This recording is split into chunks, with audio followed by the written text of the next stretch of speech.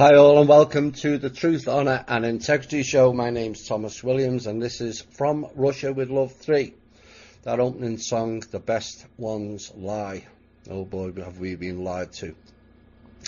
And this third piece that adds to my series From Russia with Love 1 and 2, that showed much of our past was a lie.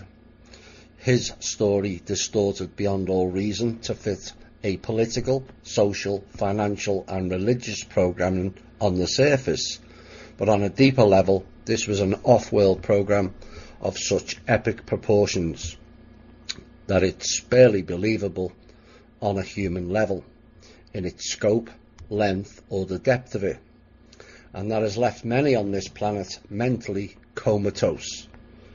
I've tried with my shows not to get people to believe or just follow what I put out, but get people to think on the subjects.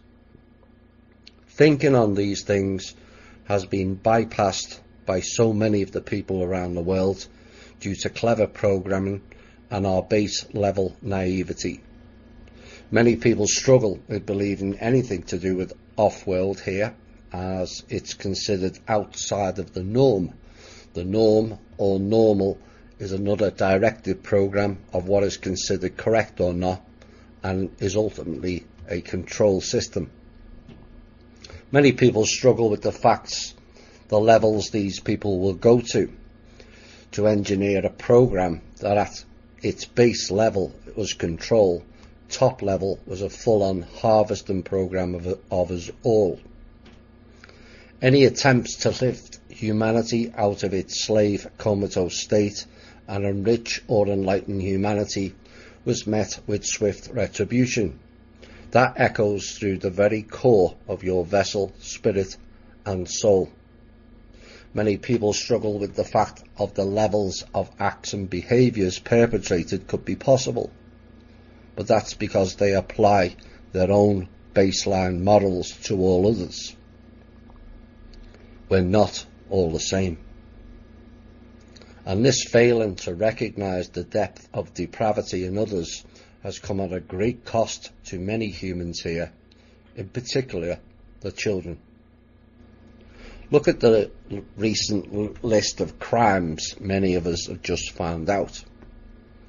Most became comfortable with the fact that child paedophilia was done by dirty old men in trench coats, only to find it goes right through society using the very institutions supposedly designed to protect or serve our communities,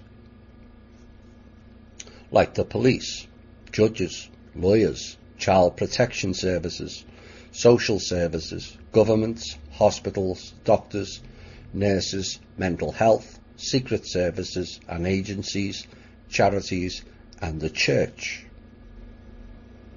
Very few of you a decade ago believed that level of connectivity and collusion was possible. Many still don't. And this is how this criminality continues to this day. And it was only because of the few who dared not only to bring it up, but to tie it all together, that this dis-ease within humanity began to be addressed. Of course, those people who did expose it were given every label under the sun: nutty, not normal, conspiracy theorists, troublemakers, misfits, and the list goes on. Quote, "If you tell a lie big enough and keep repeating it, people will eventually come to believe it. The lie can be maintained only for such time as the state can shield the people from the political, economic and or military consequences of the lie. It thus becomes vitally important for the state to use all of its powers to repress dissent, for the truth is the mortal enemy of the lie, and thus by extension the truth is the greatest enemy of the state." Mr. Goebbels. Goebbels, like Hitler, went to great lengths to cover up their Jewish ancestry. The majority of the SS were of the Jewish line descent, and why Germany, who are of Aryan descent, remember, was set up by the same goons who destroyed and took over Russia in the previous war. To get the Germans to destroy Russia again in World War II, but the real programme was to destroy the German and several other neighbouring countries who were of Aryan descent, to eliminate each other. Don't believe it? That's fine. And listen closely to this show with an open mind. It lays it all out for you. Allow yourself your own thinking process, not what others have given to you all of your lives.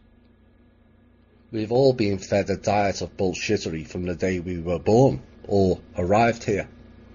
You can stay stuck in the programmed narrative that is their belief system, or develop your own. That is the key here. They presented their story and we present our story. With a true open mind, which one makes sense? This whole series is not designed to promote all things white. What is white anyway? I myself am more olive-skinned than white, if truth be told. I'm not blonde hair or blue-eyed either, considered the ultimate in creation by the think tank programmers, fed by the same psychopaths who brought us 2 world wars and tried to initiate a 3rd one. White privilege is another program, so you can target the ones they want you to. Meanwhile, the so-called white privileged people have been decimated demographically by 2/3 in less than 100 years. That is not a conspiracy. That is a fact. This piece will also show how they've used every colour on the planet, every peoples, and used every country as a platform to run their heinous plans. They've used all religions, all of which stems from one book, designed for one group of people by their off-world gods.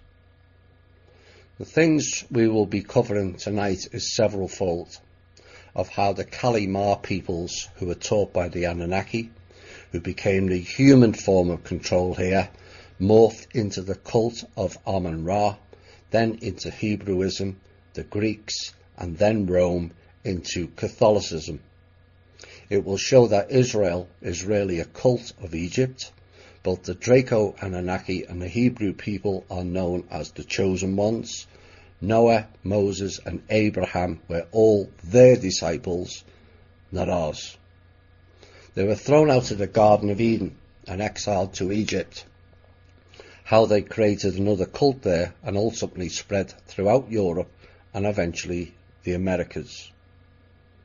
So the timeline of the Garden of Eden in India to Egypt, which then created the Amun-Ra cult. Ra is associated with the lion and then the domesticated cat. The eye of Ra is a cat symbol. Ptolemy the first Sota, which is where the Greek reference came in, and took over the reins of the Kalimar Amun-Ra and brought in Alexandria, which is the name of a place in Egypt named after Alexander the Great, who was Greek, who went on conquests from Egypt to India. Was that retracing the steps of those who were chased out of India into Egypt in previous times? Until we came to Cleopatra, the Egyptian queen, except she wasn't Egyptian. She was Ptolemaic and Greek. Cleopatra, then a lover of Julius Caesar of Rome, and later became the wife of Mark Antony, who was a politician and a general in Rome, and is known as the person who started off the Roman Empire. But it was not just any Roman Empire. Oh no, it went back to the worship of the cat and Ra, and created the religion of the cat known as Catholic. We roll into Genghis Khan. Who are the Indians? Who are not Africans? European houses all built on Egypt, and how everything associated with Israel is really a cover-up of Egyptian connections and Ra. I will repeat again, I will use terms in this show that will name the modern day versions as they are labelled currently, but this is not an excuse to denigrate them all based on that label. Everything is connected or linked once you see the pattern. When you master the pattern, it applies in most of the fields, and you can then predict the future with it. Future is the past once you see the pattern. Now, the idea is not to bring the past into the now or the future, but correct the mistakes of the past so it doesn't have a future. The first part we're going to get into is genealogy. There's a narrative globally that most Jewish people originated from modern day Israel or latter day Palestine region and Judea. But does that theory stack up? A recent announcement was that 90 to 95% of peoples known as Jews did not originate anywhere near to that region. Now, this must have come as quite a shock to those peoples.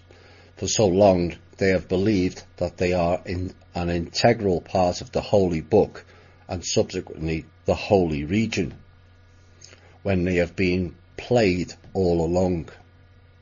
So let's look at where their origins are from.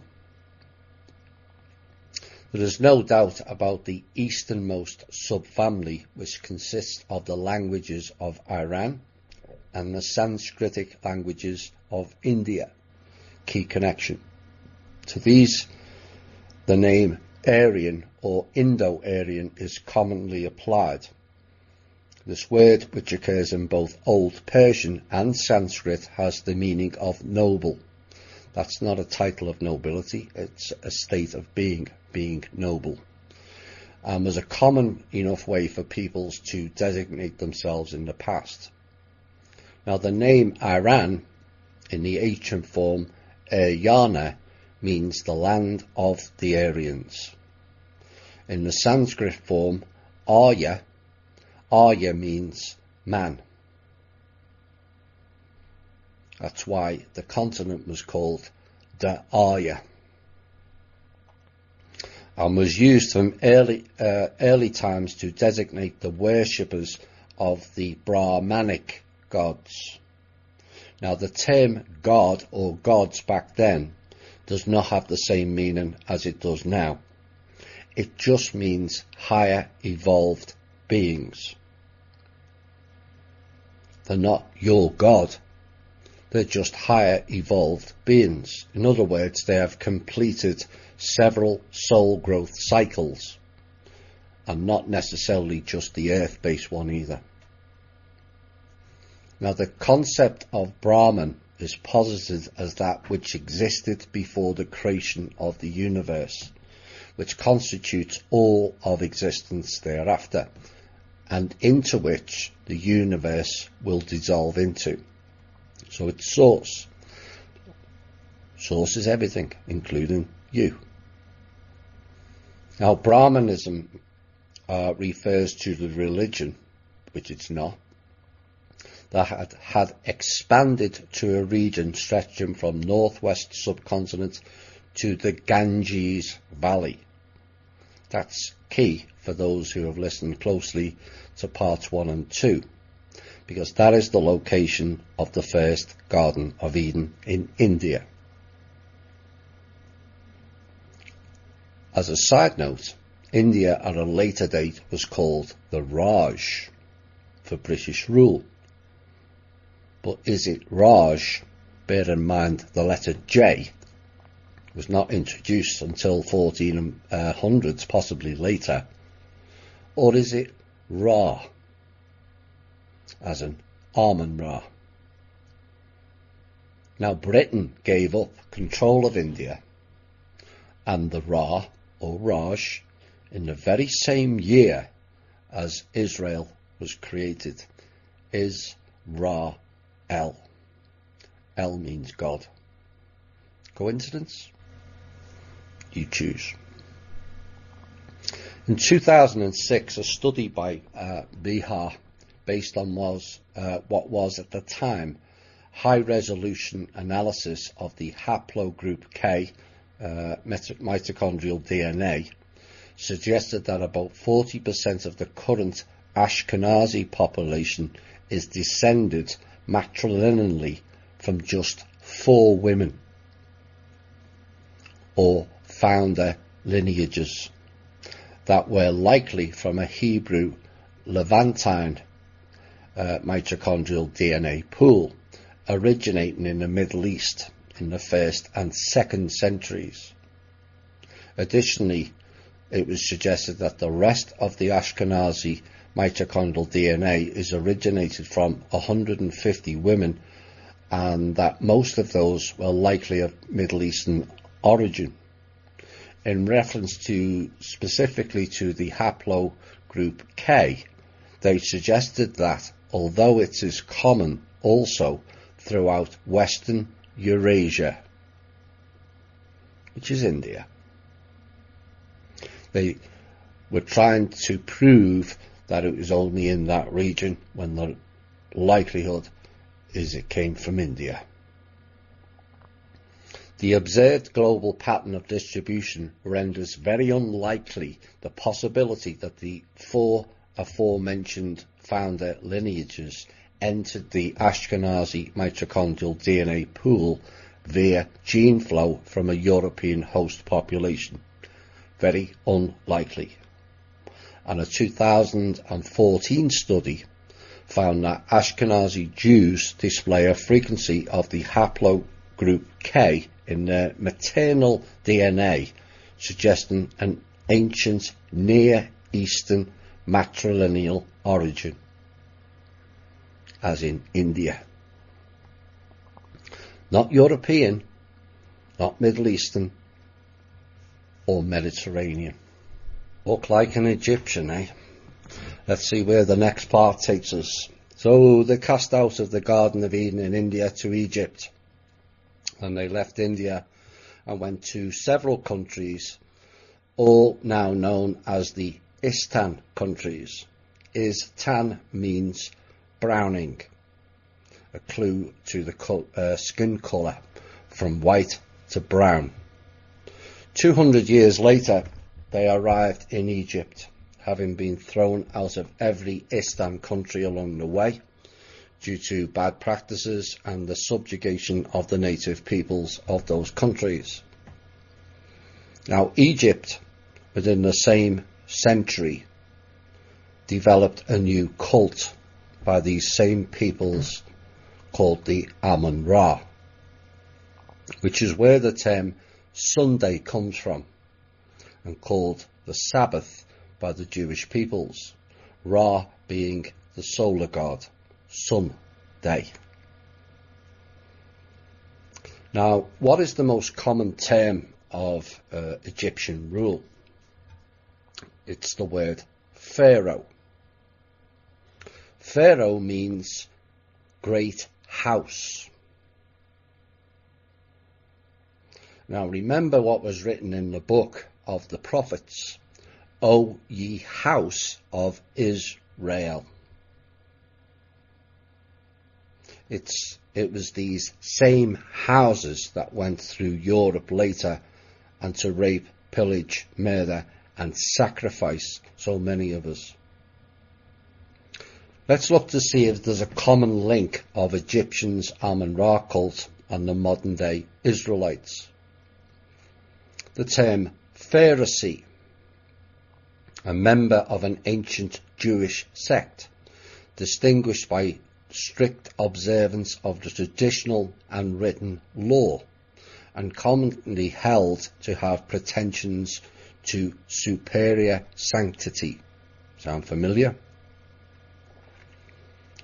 Pharisee means separated one, as in the chosen ones. Did you know the word church also means the separated one also? The Pharisees were at various times a political party, a social movement, and a school of thought in the Holy Land during the time of the Second Temple, Judaism. Now, after the destruction of the Second Temple in 70 CE, the Pharisee beliefs became the foundational, liturgical, and ritualistic basis for rabbinic Judaism. That's where it came from. Quote, "Woe to you, teachers of the law and Pharisees, you hypocrites! You travel over land and sea to win a single convert, and when you have succeeded, you make them twice as much as a child of hell as you are." Unquote. That was Jesus instructing his followers about the religious hypocrites who are themselves children of hell. Jesus says they had taken away the key of knowledge. Sin cast your sins. Now, the God of knowledge is known as sin. Cast, spell your knowledge away. That's what that means. That was what it was warning about. The Pharisees and the Sadducees were both religious sects within Judaism. If the Sadducees couldn't find a command in the Tanakh, they dismissed it as man-made. Compared to whom, you may ask? The Sadducees rejected the idea, and this is a key thing to take note of, rejected the idea of an unseen spiritual world. The Sadducees denied the afterlife, holding that the soul perished at death. They will use that denial of knowledge to great effect over time. Socially, the Sadducees were more elitist and aristocratic than the Pharisees. Again, sound familiar? And the Sadducees tended to be wealthy and to hold more powerful positions, and the chief priests and high priests were all Sadducees, and they held the majority of the seats in the Sanhedrin. The Sadducees were friendlier with Rome and more accommodating to Roman laws. We'll find out more about that later. So the land of the Pharaoh, and Pharaoh means great house, and later we will show how the houses went out of Egypt and went into the houses of Europe, the church and the so-called elite bloodlines. The prophet Jeremiah, in a judgment uttered 2,500 years against Israel, quote, "Among my people are found wicked men. Their houses are full of deceit. Therefore they are become great and waxen rich. They judge not the cause of the fatherless, yet they prosper, and the right of the needy do they not judge." Unquote. Semite, a member of any peoples who speak or spoke a Semitic language, including in particular the Jews and the Arabs. It's not just one peoples. Semitic people, a member of any or of various ancient and modern peoples originating in southwestern Asia, including the Akkadians, Canaanites, Phoenicians, Hebrews and Arabs. A member of any peoples descended from Shem, who was the oldest son of Noah. except Noah wasn't one of us. Now there's an ancient German word, or Germanic word, that may be a pointer. You decide. Semich. Semitich.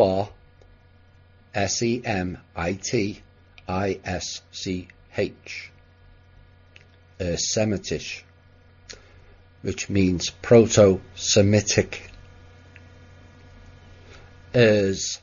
Semitic. In other words, the Semitic Urs.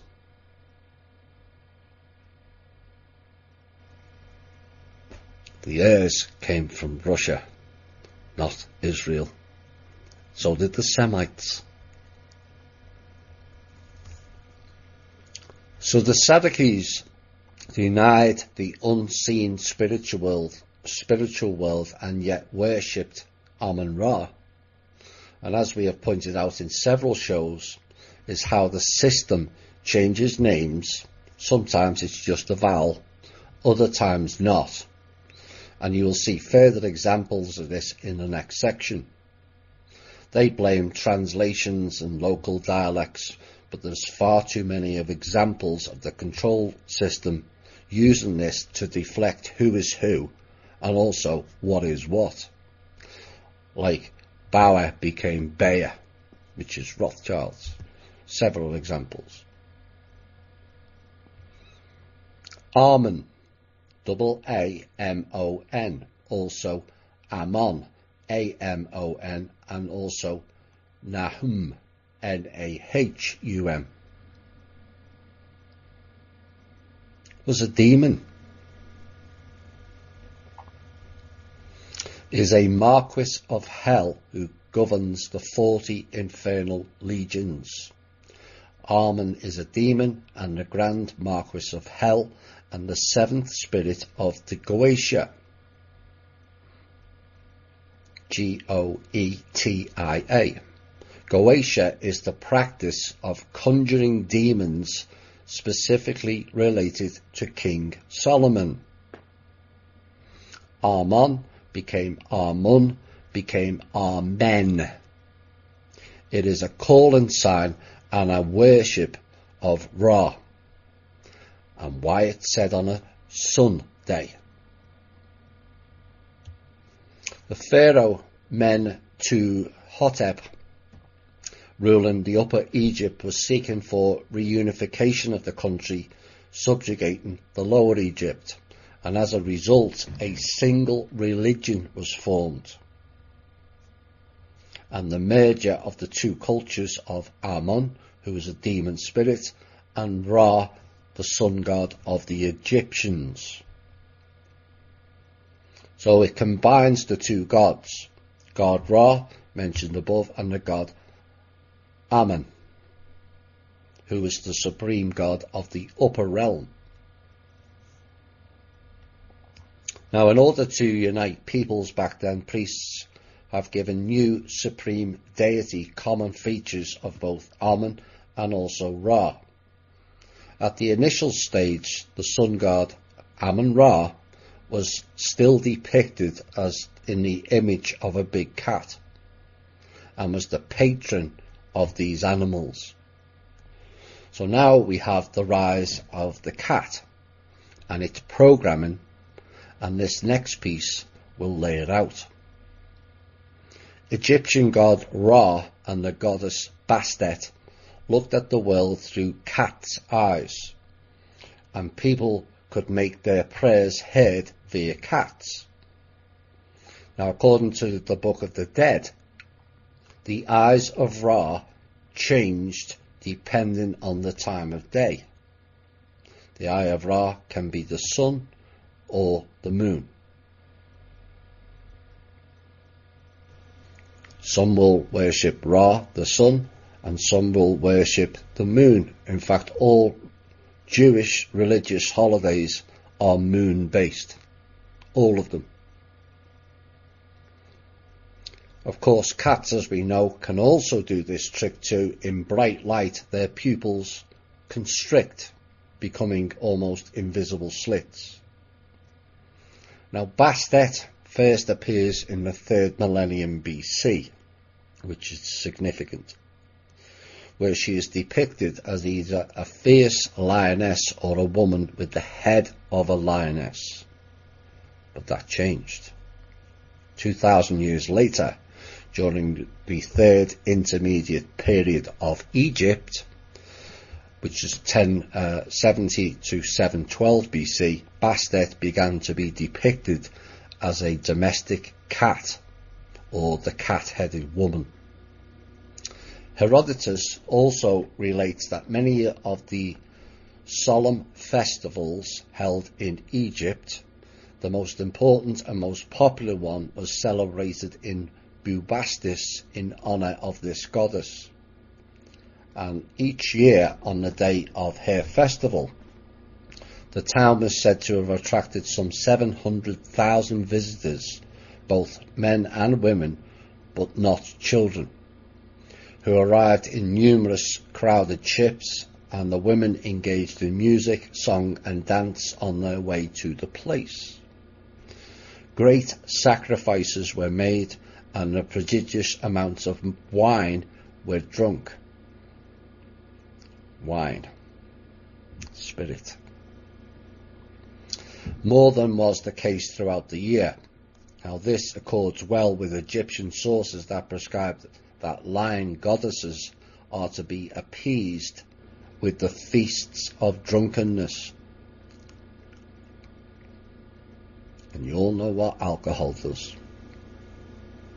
Of course, alcohol brings in the demons, of which the former Egyptian leader Solomon bound many of them to that region under the covenant. And yet the same cult denies it exists.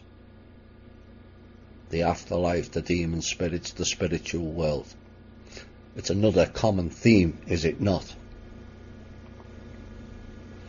But out of interest, only the Jewish-based faiths denies the existence of demon spirits or the spirit world.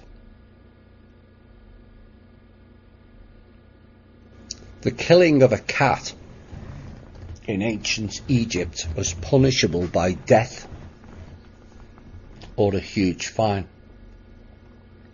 And the punishment was defined on the basis of the cat owner's status. The richer the owner, the more severe the punishment. In his chronicles, Diodorus Siculus describes the case of lynching a Roman who accidentally ran over a cat. Cats were mummified and buried in coffins, decorated according to the income of the owner. Bast or Bastet is the most famous cat goddess in Egypt. Prior to the domestication of these animals, she was, as I said, depicted in the image of a lioness or a woman with a lion's head. Having domesticated cats, ancient Egyptians have changed the image of Bast. The goddess became a cat, with a cat's head turning into a bloodthirsty lioness if humanity makes her angry. Nice goddess to have, that. Look, I know people people like cats, but is this really normal behaviour? I would suggest no. Let's look into this deeper. Like I have said, this whole thing of cats being everywhere is a deep-seated program, as you will find out. The cat goddess in Egypt, the relationship became something more than master and servant. Living along the Nile made the Egyptian storehouses particularly susceptible to rats and mice, making cats that much more essential. And this dependency soon became outright worship. Slowly, religious cults arose around cats. The cat party. The Greek historian Herodotus wrote of great festivals and magnificent temples in Bastet's honour. Her temples were often occupied by hundreds of cats, and these cats were sometimes mummified and given great tombs, all supplied with mice, rodents, milk and sources of food. The most spectacular of these was found in Bubastis, where there are remains of some 300,000 cats were found. In many households in Egypt, the cats ate the finest food and were denied nothing, with rights even to the master's plate. A cat's death was subject to public mourning, and a priest inspected the corpse to see if its death had occurred naturally or not. Their human families sometimes mourned for weeks, even shaving their eyebrows off to show their sorrow. Does that sound like normal behaviour to you? Maybe not. The Eye of Ra. By 1500 BC, cats became closely associated with Bastet, a solar deity and the protectress of the pharaoh. Known as the Eye of Ra, she originally had the body of a woman and the head of a lion, and was considered the instrument of the sun god's vengeance. Again, not a particularly nice god or goddess. But over time it came replaced by the domesticated cat. The change from a more aggressive deity, it is said, to a more tender-natured one developed naturally when people considered the domestic cat's nature. Now, soon Bastet became associated at a later date with motherhood and fertility. That's the hidden hand again. Expectant mothers prayed to her for protection, and barren women prayed for help.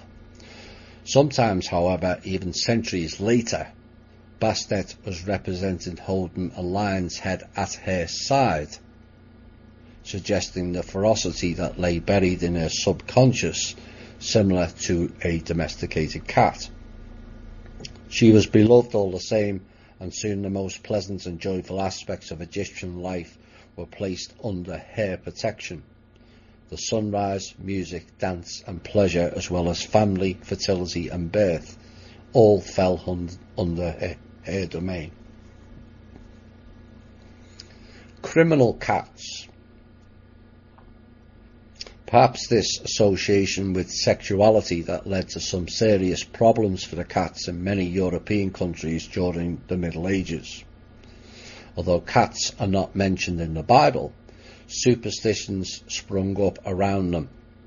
Their nocturnal habits frightened some people, and they became associated with Satan.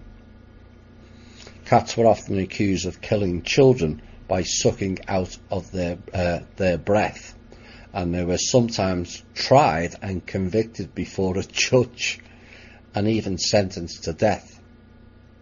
Even owning a cat was considered dangerous, leading to accusations of witchcraft. The fall from grace. The reign of the cat declined, however, and soon their place in society changed. By about 300 BC, there is evidence that many cats were raised with the intention of being sacrificed. Deep scans of mummified cats discovered that many cats had broken necks before mummification, suggesting the animal was intentionally killed. At this time, the entire Egyptian kingdom was in decline. In other words, the cult was leaving. But the cats had already found their way to the rest of the world at this point. Traders often took the cats onto ships to protect their food from vermin. When the boats docked in foreign cities, the cats escaped and began a new life. Why was the Egyptian kingdom and the cats of Ra into decline at 300 BC? Because it morphed into Rome, and eventually the cat-holics, Catholics. Holics means indicating a person having an abnormal desire for or a dependence on. Catholic. In this case, cats and the cult of Ra, which is why churches have their mass on ritual sacrifice day of eating the flesh and the blood on Sunday for Ra, a role that was played by Marduk at one point in time. The earliest version of domesticated cats was only found in Egypt and nowhere else across the world at that time, which suggests to me they were created by the off-world group as a means to lower humanity. All hail and bow to the cat, which, like I've said, is the symbol of Ra.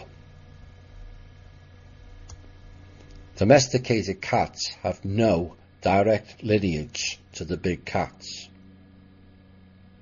No proof whatsoever. Big cats mainly have round pupils. Domesticated cats have snake or reptile eyes, which suggests it was created with Draco reptilian genetics. Hi all and welcome back. Now we're over the cult of the cat. We're going to move on to what if the Exodus didn't just go west to Egypt but north as well. Now, following on from Russia with Love series 1 and 2 and the Kali Ma people who were thrown out of the Garden of Eden in India, the Kali Ma is the Dark Mother worship and also human sacrificing. So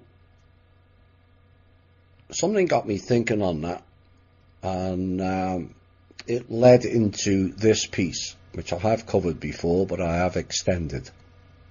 And it certainly at this point appears to fit in with what went on in that particular region at a later date.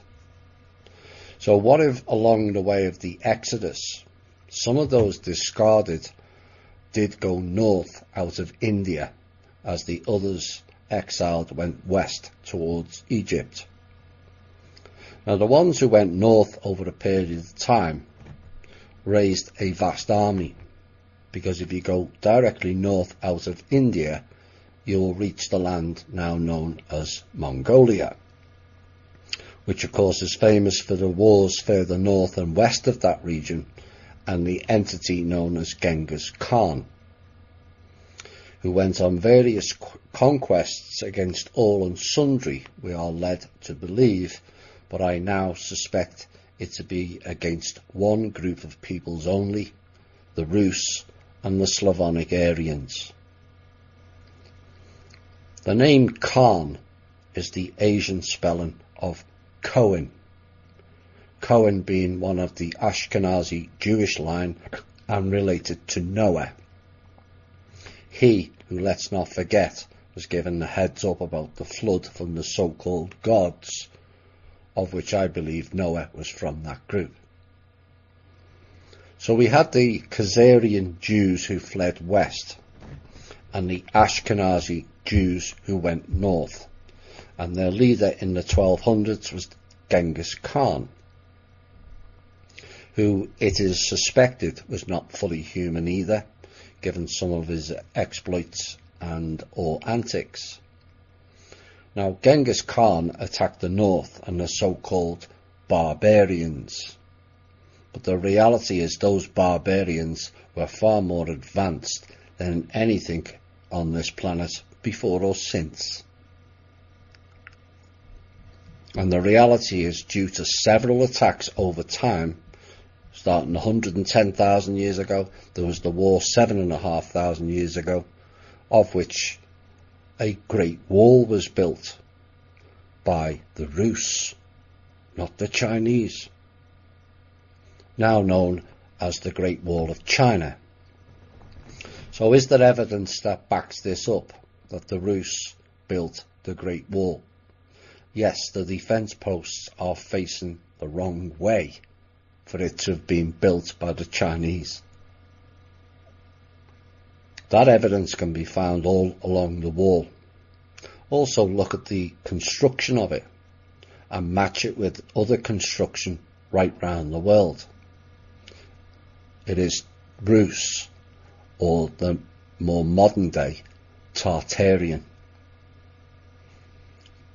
most of which has been attributed to the Greeks or Romans, but most of them were built long before their construction period. So Khan and his army also went west to follow the Khazarian route also, and landed in Iran, known as the land of the Aryans. Why would a group from Mongolia go so far west to attack that one country? Look at the distance on the map. It's near 3,000 miles. It would be a massive undertaking now, never mind back then.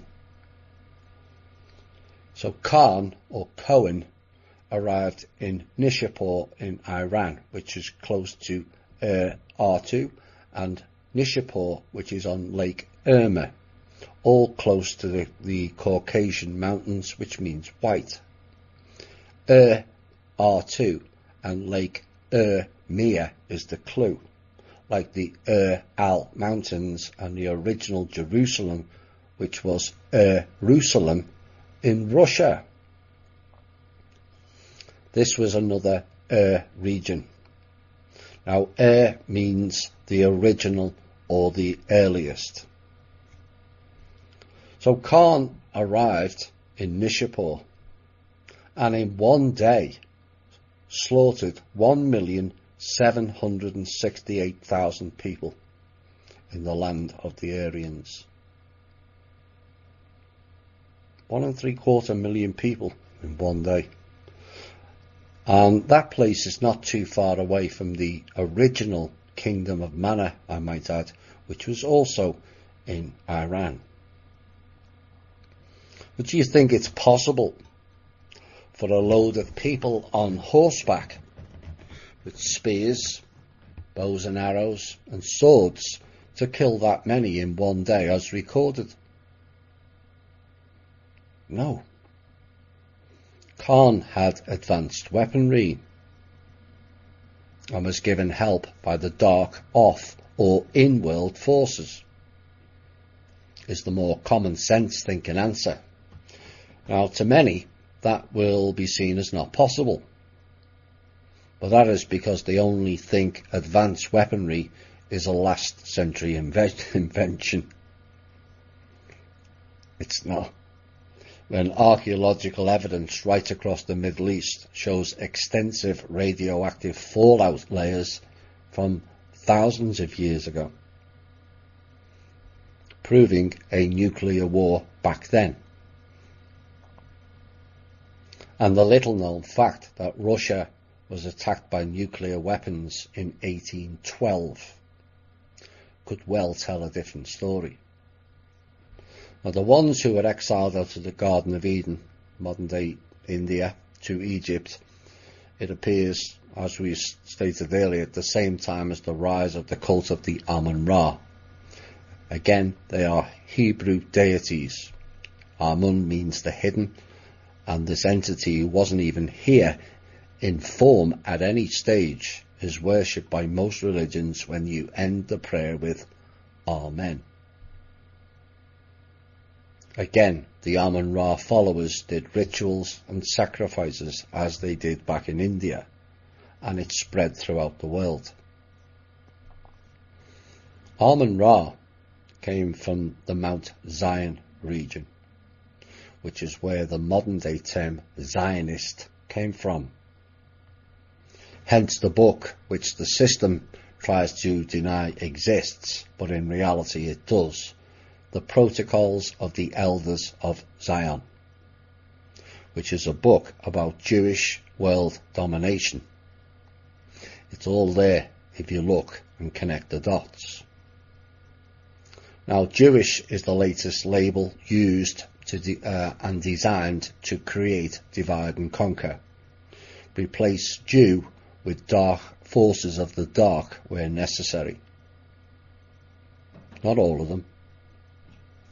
These people in general have nothing to do with Jews, Israel, the country, the Bible, or anything else. They are tricksters of the dark arts and have used every trick in the Grimoire book against humanity. The modern day owner of King Solomon's ring, the Rothschilds, what is on the ring? A six-pointed star. Which country is represented by the six-pointed star? Israel. Except the Star of David, as it is called, came not from Israel, but Egypt. King David was not from Israel either, but was also from Egypt. Early scholars and researchers reciting ancient books all state King Solomon was of Egypt, not Israel. The fact that a search for ancient Egyptian seal of Solomon brings up 6 discounting articles straight off the bat before observing the evidence suggests a cover-up for me. Now on the ring, Solomon's ring, on each side is the pharaoh headdress known as nemes, and is the ritual Egyptian headdress of the pharaohs, ritual being the operative word. Quote, in retrospect, the six-pointed star was an Egyptian occult symbol which King Solomon adopted when he went into idolatry and witchcraft and built an altar for Ashtaroth. It was his love for Ashtaroth that led to his particular descent into the dark magic realms, which we covered in Demons and Magic.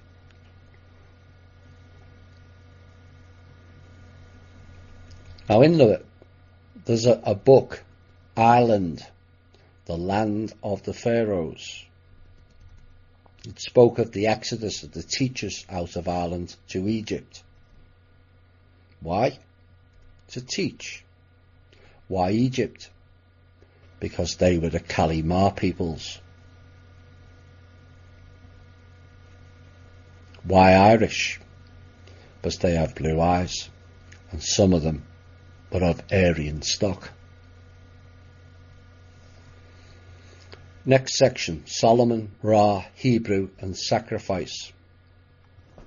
Inside Solomon's temple, the Holy of Holies for the Jewish people, except it was the house of Israel and this was Egyptian. There are 2 altars, or there was 2 altars. One was for animals and one for humans in the Holy of Holies. Now in the book of Exodus it says, in the 4 corners there were placed a horn, symbolizing the bull and Moloch, when sacrifices were done with and to Moloch, the children were passed to him and thrown in a fire pit.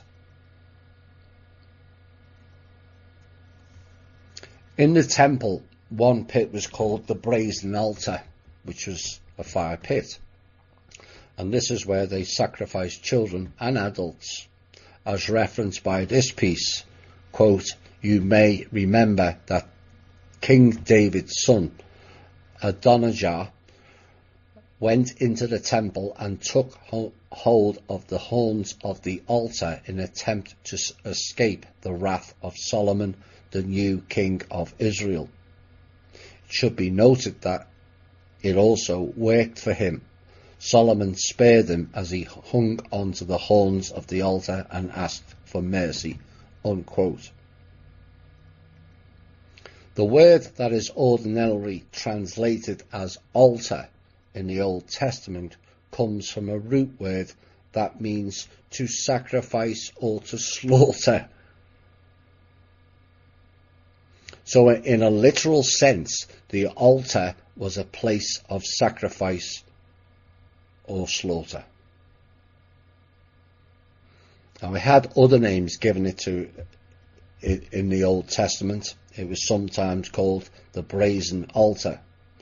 This emphasis upon the brass that covered the altar associated it with judgment. It is also often called the altar of burnt offerings.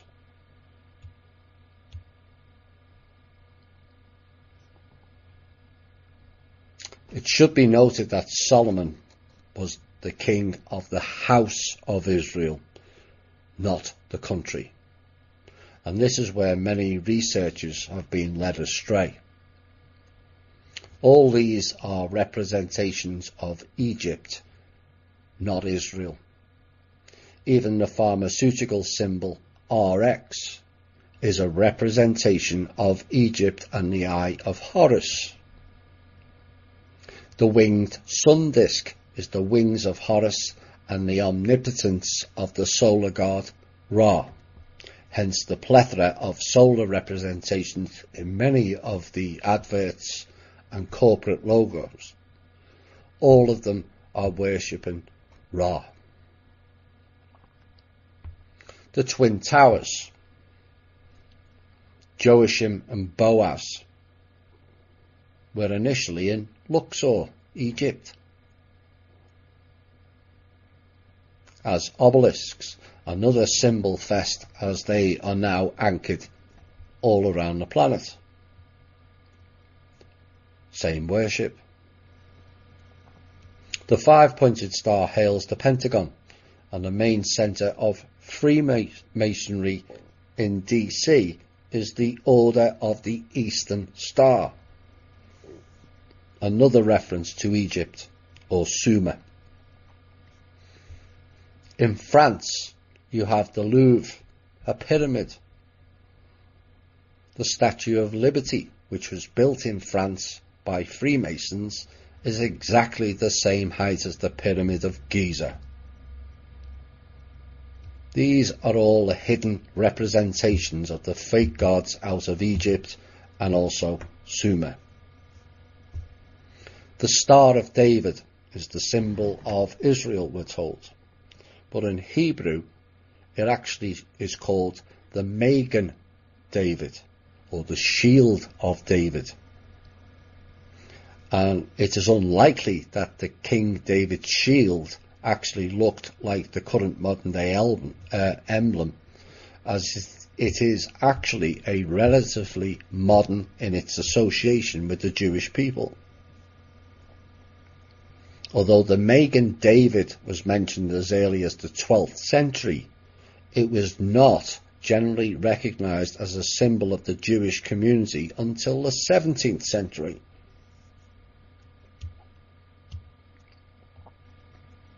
The reason being, the term Jewish didn't start until 1540, when the letter J was finally introduced.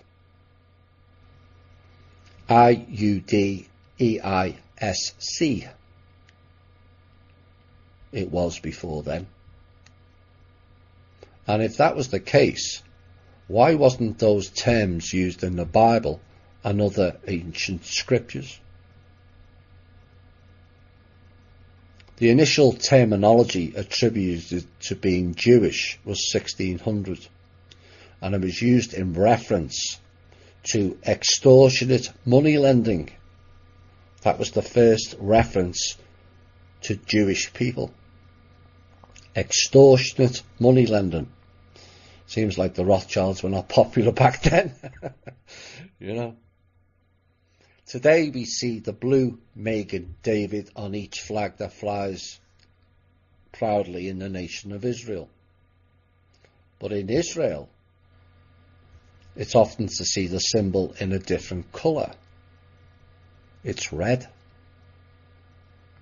Magen David Adam, red shield of David, Roth shield, Roth child.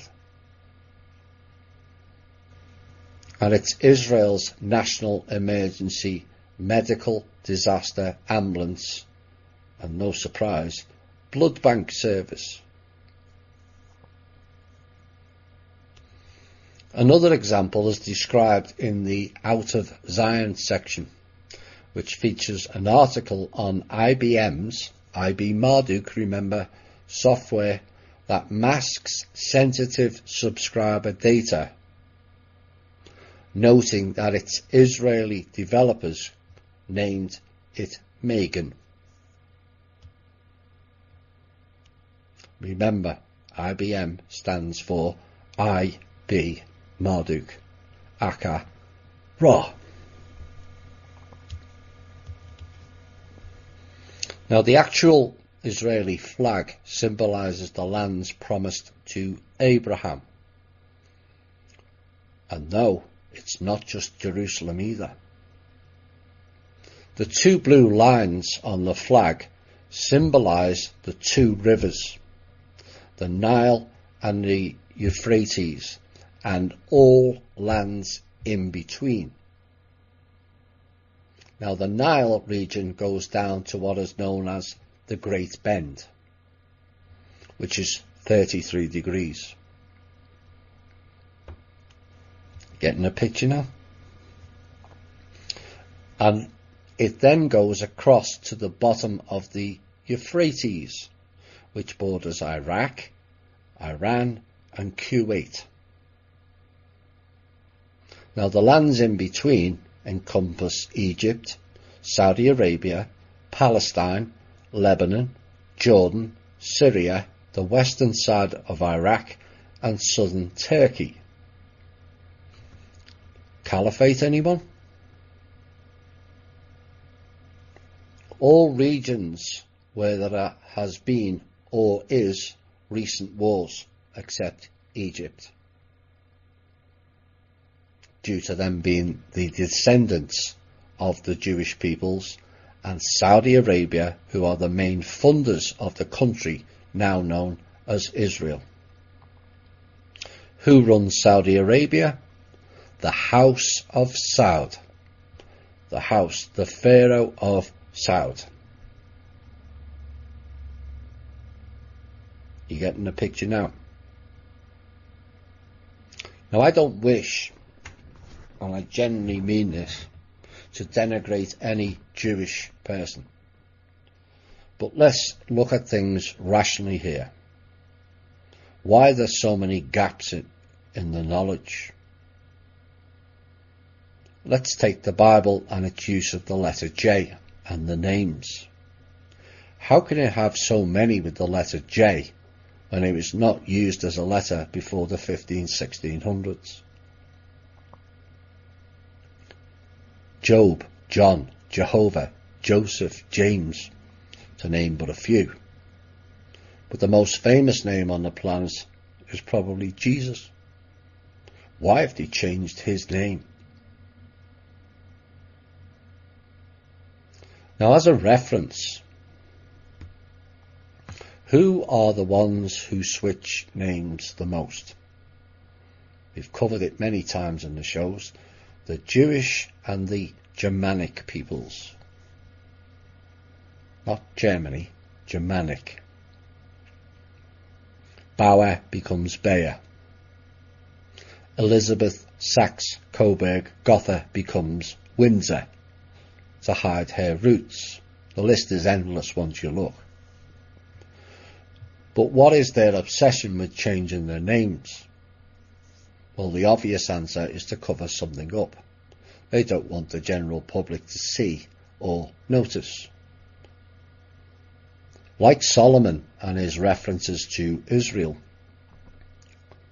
when all fingers point to Egypt. Just like the Nile, or denial, things become quickly muddy, do they not? But again, in reference to the Bible, we have names like Michael, James, David, Samuel, John, Adam, Joseph, Mark, Matthew, Paul, Peter, Thomas, Stephen. And nobody asks why all these names, who are all so important, are all British names and spelt the British way. These were all supposed to be Middle East peoples, were they not?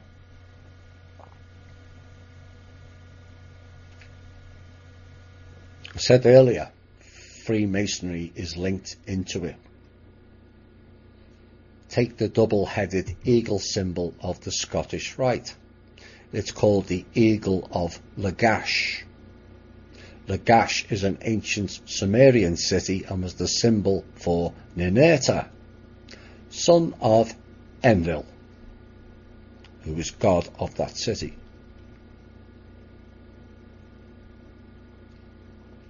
The Sumerians referred to themselves as the Ug-Sag Giga, which means the black-headed people, which is the same black-headed people in India that were worshipping the Kali Ma. You connecting the dots now?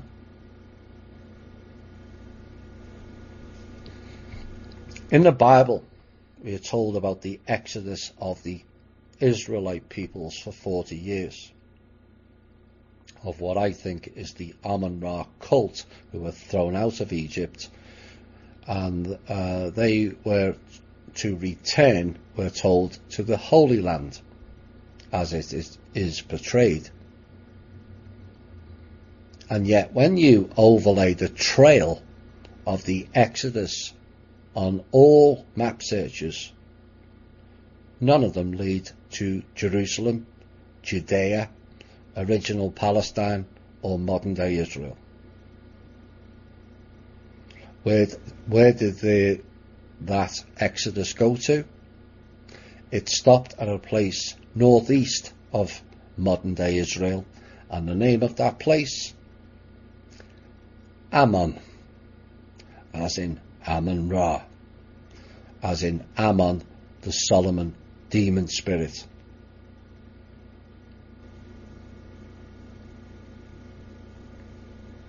As we said earlier, Ammon is represented as a wolf with a serpent tail, chimera. Ra is represented by the lion, and this is why so many of the houses of Europe have lions on their seals.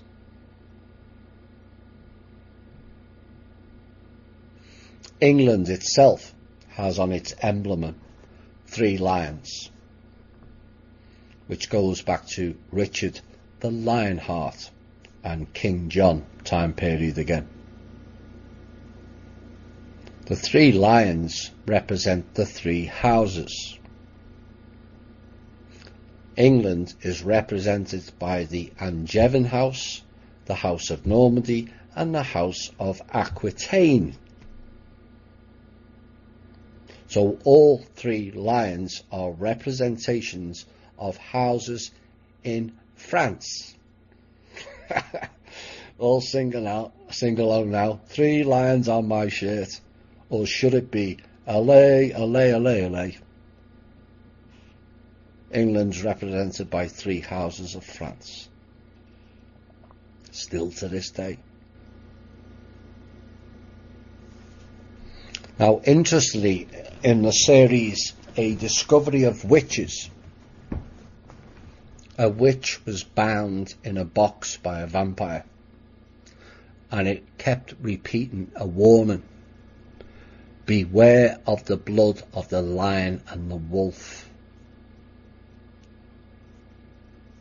This is a reference to the Amun-Ra cult. Now, Ammon, the site of the modern-day city of Amman, is Jordan's capital. Now, Milcom and Molech, who may be one and the same, are named in the Hebrew Bible as the gods of Ammon. so provides another link of who these people really represent. Molech is Moloch. Moloch is the biblical name of a Canaanite god associated with child sacrifice. Another dot connected. But the question is, why would a Hebrew Jewish book that is related to Israel reference an Egyptian god and the peoples out of Egypt? If it was not the case that they are in a roundabout way telling you who they really are and who they represent. It's all in the words again. The Jewish book, as it's called, is called the Torah. Or is it really called Torah? Clitarchus, Diodorus Siculus and Plutarch all mention burning of the children as an offering to Cronus or Satan, that is to Baal Hammon, the chief god of Carthage, and Yahweh. Plutarch wrote, but with full knowledge and understanding, they themselves offered up their own children, and those who had no children would buy little ones from the poor people, and cut their throats as if they were lambs or young birds. Meanwhile, the mother stood by without a tear or a moan. But should she utter a single moan or let fall a single tear, she had to forfeit the money, and her child was sacrificed nonetheless. And the whole area before the statue was filled with a loud noise of flute and drums, so that the cries of the wailing should not reach the ears of the people.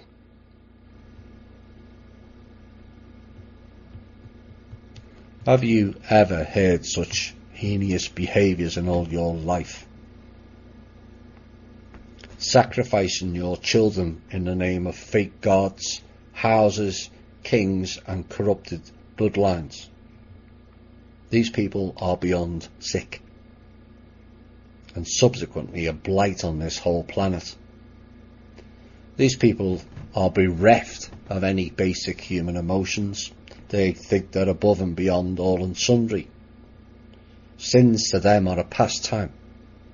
Rituals are something to be enjoyed, and great suffering revelled in, and death is an honour of them and their gods. Moloch is referred to as the king in the Hebrew Bible, and some are suggesting Moloch and Yahweh are the same entity. Now, according to Eisfeld, there was a 7th century reform that abolished the child sacrifice that had hitherto been an acceptable part of the cult of Yahweh, implemented by Uzziah in 640 BC. Now, Moloch, as said earlier, is the biblical name of a Canaanite god associated with child sacrifice. Now, the name of this deity is also sometimes spelt differently. There's that repeating thing again. Molech, Milcom, or Malcham. And rabbinical tradition depicted Moloch as a bronze statue heated with fire into which the victims were thrown. Moloch is represented as the owl in Bohemian Grove, where they still sacrifice children to this day. Same peoples, same cult. Now, Moloch is often represented as a bull, as in papal bull, which signifies out of Egypt into Rome, or Bible. So where does the owl reference come in? Well, the name for the owl is Mulak or Moloch. In which country? Egypt. And the Amun-Ra cult again. That's where the owl comes from. One of the depictions of the Sanhedrin Council, which was where they allegedly killed and tried Jesus. The floor is black and white checkered, just like the rogue Freemasonic floor. Joachim and Boaz are Kabbalah symbols. Now, Freemasonry has been one of the biggest drivers of these Kalimar people's ideologies and narrative, all done with their secret codes, handshakes and signs, which is all too reminiscent of the Kalimar, Egypt, Israel and Hebrew cover-up, is it not? These Egyptians, who later became known as Israelites, were the Kalimar people from India, who then went on their world domination scheme. This is a global problem, and it's got nothing to do with Israel, the country, or the majority of its people. We've all been duped.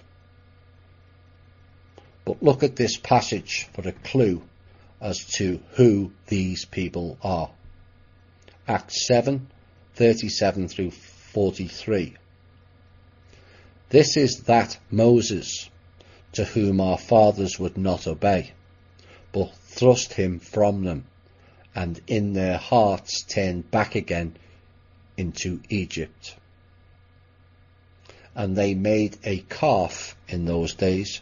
Calf is bull, as in Bible, as in the Baphomet, which is also represented by the six-pointed star, and offered sacrifices unto the idol, and rejoiced in the works of their own hands. Then God turned and gave them up to worship the host of heaven, as it is written in the book of the prophets. O ye house of Israel, have you offered to me slain beasts and sacrifices by the space of 40 years in the wilderness? Yea, ye took up the tabernacle of Moloch, and the star of your god Remphan, who is another Egyptian deity, I might add, figures which ye made to worship them, and I will carry you away beyond Babylon. All there. What so-called advanced being, to be labelled a god, encourages such demonic behaviours? How is that moral, righteous, or non-sinning? It's one giant circus ring. Roll up now and watch the Hall of Mirrors masking the illusion, the gods in the gallery taking the piss out of the clowns. Only humanity are the clowns. And if we don't perform the maximum in heinous behaviours, we will be sacrificed. And yet they've managed to dupe 4.5 billion into this satanic practice. Whether it's Hebrew, Christian, Muslim or any other religion, they are all based on the same promise: follow our orders and practices, or we will send in the demon court jester type spirits to ruin your life. The key part in the Act 7:37 through 43 is it says the house of Israel. It didn't say the house of Egypt, did it? Like I said, it was a house, like the House of Orange, the House of Bavaria, the Habsburgs, Saxe, Coburg, Gotha. These are all the royal bloodline group. And the House of Israel is the house of Isis and Ra, as in the Amun-Ra out of Egypt. The worship of these Satanists goes on today, with the worship of Moloch in the Bohemian Grove, the House of Rothschilds with their Ring of Solomon, which moved into a new base in Switzerland, which means twin sisters, as in ISIS. Jesus, they say, is the King of the Jews. But what is inscribed on his cross? IHS. Isis, Horus and Set, as in Setan, as in Saturn. The six-pointed star is a representation of Yahweh, which also represents Saturn. Who do the Jews worship now? Yahweh. Can you all see the picture now? Yah means yes, and Way means sore or painful. And yes, it's been sore and painful for many of us outside of that programme. None more so than the Israeli people. There is also a global worship of the Black Virgins, also called Black Madonnas. And its origin, they say, is unknown to the researchers who wrote this piece. Whoever the enigmatic Black Virgin may be, she holds a powerful attraction for millions of devotees around the world. Her sacred sites stand on highly charged earth energy centres, enhanced by the megalithic ley lines and the sacred architecture. The Black Virgin is the Kali Ma, the Dark Mother, who took over all the earth energy centres, the ley lines, and they built churches.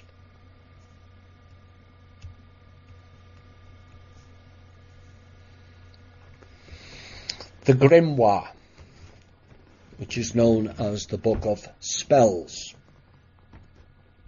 It's a textbook of magic, typically including instructions on how to create magical objects like talismans and amulets, and how to perform magical spells, charms and divination, and also how to summon or invoke supernatural entities such as angels, spirits, deities and demons. Now, the word grimoire originated from the old French word grammaire, which had initially been used to refer to all books written in Latin. So grammar schools and grammar education is all about spell casting the children. The ancient Egyptians also employed magical incantations, which have been found inscribed on amulets and also other items. The Egyptian magical system, known as Heka, H-E-K-A, was greatly altered and enhanced after the Macedonians, led by Alexander the Great, who invaded Egypt in 332 BC. He didn't invade at all. The ancient Greeks and Romans believed that the books on magic were invented by the Persians, another place known for cats. The ancient Jewish peoples were often viewed as being knowledgeable in magic, which, according to legend, they had learned from Moses, who had learnt it in Egypt. Many ancient writers believe Moses was seen as an Egyptian rather than an Israeli. I would go further. I would say he was Anunnaki. The Bible tells us that everyone on earth was drowned except for Noah and his family, and that all mankind are descended from his three sons, Shem, Ham and Japheth.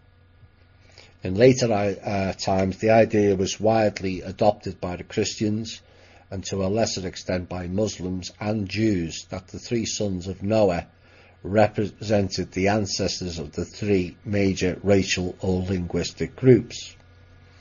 Now, according to this interpretation, Ham was the ancestor of the dark-skinned peoples of Africa, Shem of the Hebrews and their various cognates, and Japheth the ancestor of the Medes, Persians, Greeks and other peoples who many centuries later became known as the Aryans.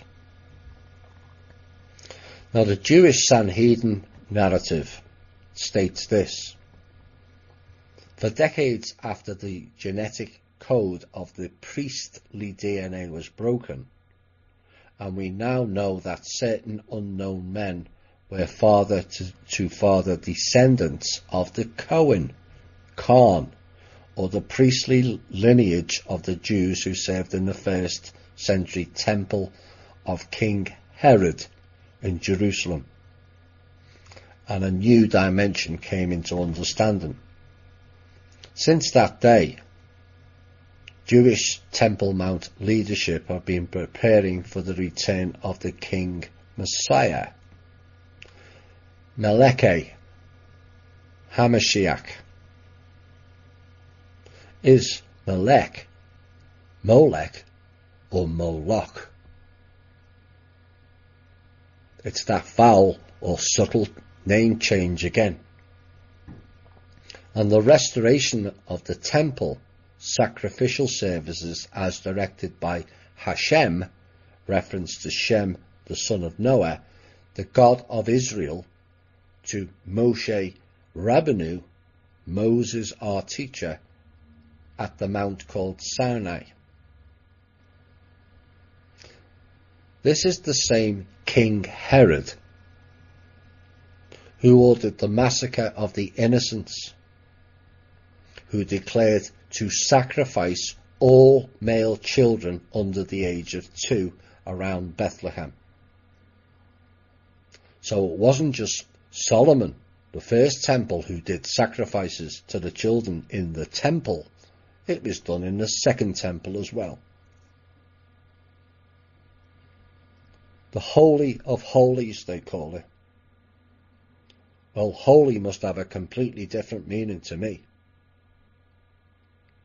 Come along, one and all worship the gods while we slaughter and sacrifice your children. I mean, what in the name of Satan's portion is that all about? And yet, these people want to build a third temple. To do what? Sacrifice more of our people? Sacrifice more of our children? Whilst the chosen ones sit back and laugh at our own stupidity? Don't think so.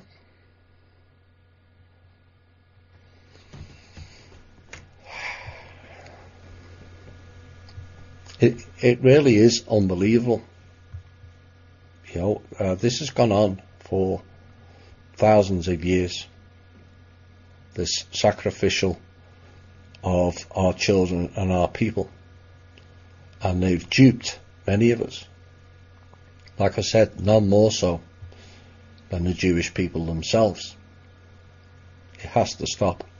And we have to face up to the faceless man. Hi all, and welcome back. The next part is called Trump, Sanhedrin and the Talmud. San means settlers. Hedron means face. In other words, the faces of the settlers. What are the Israeli peoples called in the occupied territories? The settlers. Now, Mr. Trump, whether directly or indirectly, recently received a coin from the Sanhedrin, which is supposed to represent Israel and the Jews, except on the back of the coin it references Trump as Cyrus the Great. Cyrus was the king of Persia, and nothing to do with Israel or the Jewish people. And then I found this piece. Thus says Cyrus, king of Persia, the Lord, who is Anu, and the grandfather of Marduk. The God of heaven has given me all the kingdoms of the earth. Kingdoms became houses. And he has appointed me to build him a house at Jerusalem, which is in Judea. Whoever there is among you of all his people, may his God be with him. Let him go up to Jerusalem, which is in Judea, and rebuild the house of the Lord, house of Anu, the God of Israel. He is the God who is in Jerusalem.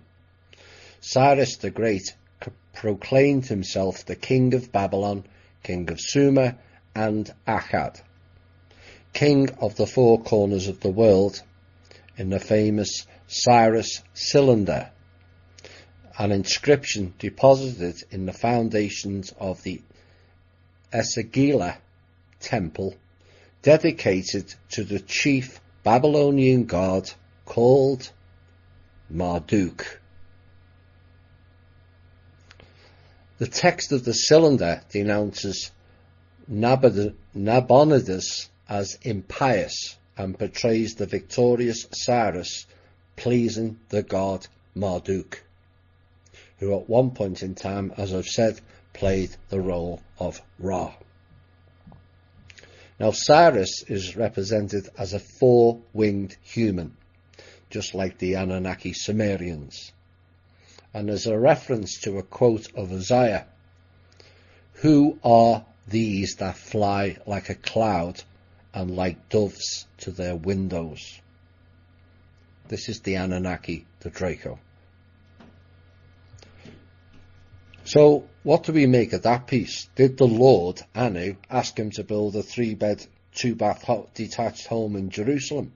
Not quite. You see, house is a control system. Pharaoh means great house. All to house the psychopaths, the cult, and the occultists who follow him. Does anyone not question why the Lord, or God, only wants real estate built in one city? Perhaps he works for Halliburton or Bechtel. Yeah. Funny enough, in a search of Halliburton, it brought up this reference: James Halliburton, 1788-1862. That's where the term come from. Later changed his name to James Burton. Guess what his profession was? A British Egyptologist. You can't make this stuff up. Then and the name changes again. Now, some people will have difficulty understanding the depths these peoples will go to.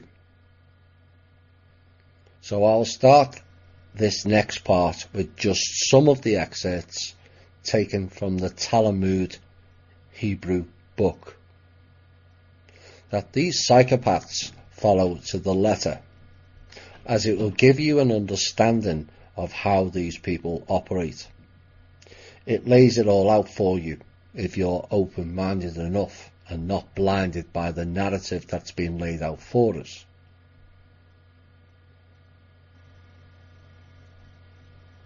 The Torah is the book of the Jews. It's a Christianized version, as no one, not Jewish, was allowed to read the Talmud, as you'll see from the quotes. Now, the quotes lay the foundation for the rest of this show. I will reference the term Jew or Jewish often in this piece, but bear in mind this has nothing to do with being a modern-day Jewish person. This is a dark forces program. We've all been used, none more so than the Jewish people themselves. Those not participating in this dark occult practices of rituals and sacrifices need to be embraced. The fake God they follow is against the whole of humanity. These are not Jews, Jewish or Israel, but back to Egypt and Ra, the Amun-Ra cult, Sumer, and further back to the Kalimar people in India. The first one is from the Talmud Sanhedrin. To communicate anything to a goy, which is non-Jew, about our religious relations would be equal to the killing of all Jews. For if the goyim knew what we teach about them, they would kill us openly. Book of David. A Jew should and must make a false oath when the goyim asks if our books contain anything against him. Next book, Noah. When the Messiah comes, every Jew will have 2,800 slaves. Next quote out of the Shabbat. On the house of the goy means unclean and is the disparaging term for a non-Jew, one looks as on the fold of cattle.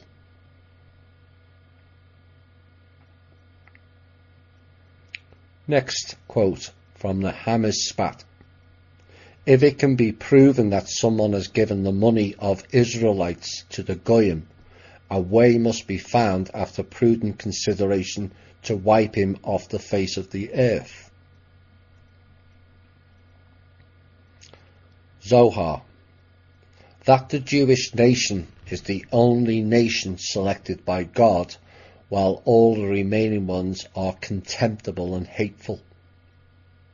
That all property of other nations belongs to the Jewish nation, which consequently is entitled to seize upon it without any scruples. An Orthodox Jew is not bound to observe principles of morality towards peoples of other tribes. He may act contrary to morality if profitable to himself or to Jews in general. A Jew may rob a goy, he may cheat him over a bill, which should not be perceived by him, otherwise the name of God will become dishonoured. In other words, if a non-Jew kills a Jew, the non-Jew can be killed. Punching an Israelite is akin to assaulting God, but killing a non-Jew is not like assaulting God. If a goy killed a goy or a Jew, he is responsible, but if a Jew killed a goy, he's not responsible. Everyone who sheds the blood of the impious, which it means non-Jews, is as acceptable to God as he who offers a sacrifice to God.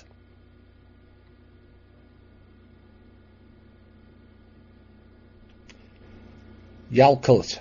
Extermination of the Christians is a necessary sacrifice. Next one. Even the best of the goyim should be killed. Jehovah, who is Yahweh, created the non-Jew in human form so that the Jew would not have to be served by beasts.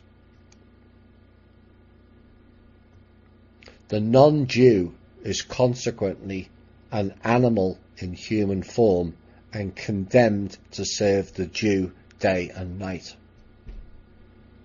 Nice piece, that. Everything a Jew needs for his church ritual, no goy is permitted to manufacture, but only a Jew, because this must be manufactured by human beings, and the Jew is not permitted to consider the goyim as human beings. A Jew may do unto a non-Jewess what he can do, he may treat her as he treats a piece of meat. A Jew may violate but not marry a non-Jewish girl.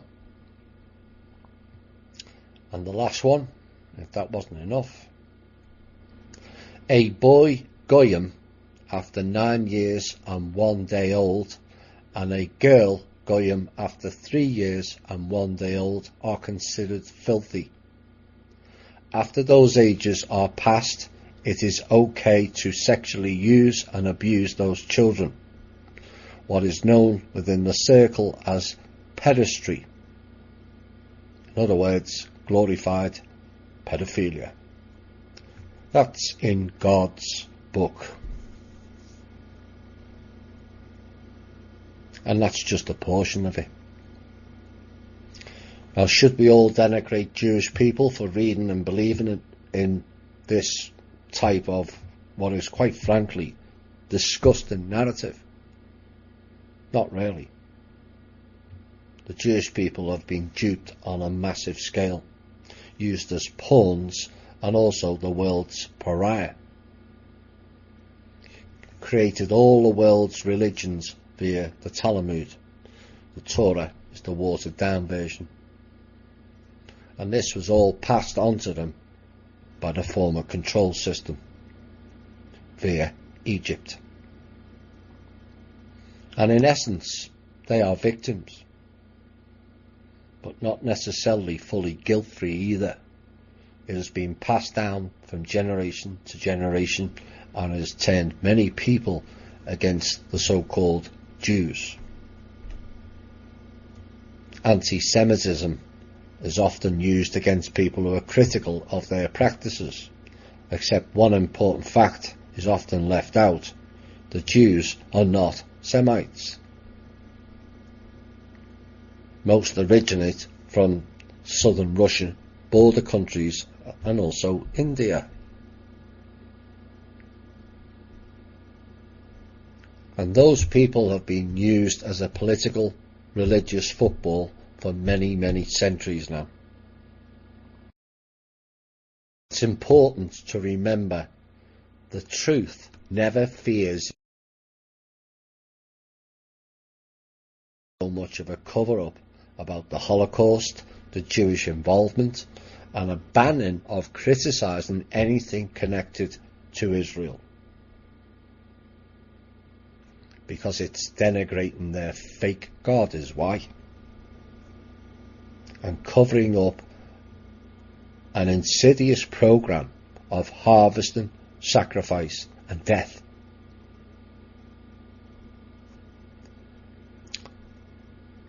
Next portion, what happened around 2,000 years ago and the transfer of power from the Middle East to Europe. Now, following the connections of Egypt and the Ra cat cult to first Greece and then Rome, all of which were connected due to previous infiltrations and moves, we will see how Judaism did rise at the time, not by faith, but by the sword and war. Peoples of the region were forced into taking on the Egyptian Judaic religion all across the region, which laid the foundations to take over Europe and eventually the Americas, the final frontier. All roads lead to Rome, they say. Not from Rome, to Rome. Rome wasn't built in a day, is another saying. No, it was built over hundreds, if not thousands of years, and it was not built by Romans either. Julius Caesar appointed an Antipater, which is a Macedonian Greek term, to be a procurator of Judea in 47 BCE, and he appointed his sons Faisal and Herod, he of the child sacrifice, to be governors of Jerusalem and Galilee respectively. Now the Antipater was murdered in 43 BCE, However, his sons managed to hold the reins of power and were elevated to the rank of tetrarchs in 41 BCE by Mark Antony. Bearing in mind now the Greek Cleopatra was the queen of Egypt and was sleeping with both of these men. A common theme amongst the elites to spread their power, wealth and families. All about control, you see. And we're just pawns in the game. But then in came a relative unknown in biblical circles, which will go into the next piece after the music break, and yet achieved so much carnage and death. This guy was John Hyrcanus, and he was a Hasmonean Maccabean leader and Jewish high priest for the 2nd century BCE. Born in 164 BCE, reigned from 134 BCE until his death in 104 BCE. In rabbinic literature, he is often referred to as the Yohanan Cohen Gadol. That name again. John the High Priest. Now, his name meaning is Hyrcania, being in Greek form of the Persian name Vakana, which meant wolf land, and referred to a historical region in Persia. Remember, Ammon was represented by the wolf. It's all connected. And the reason the connections to the Greeks are linked to Alexander the Great and also Cleopatra, both were Greeks, and Hellenism was being accepted by the Jewish peoples of that region. But after Alexander died, in stepped Hyrcanus to expand the so-called Israelite Empire. It wasn't Israel, which I will repeat again, has got nothing to do with Jews or the modern day Israel. Israelites were out of Egyptian origin and formerly the exiled people out of India.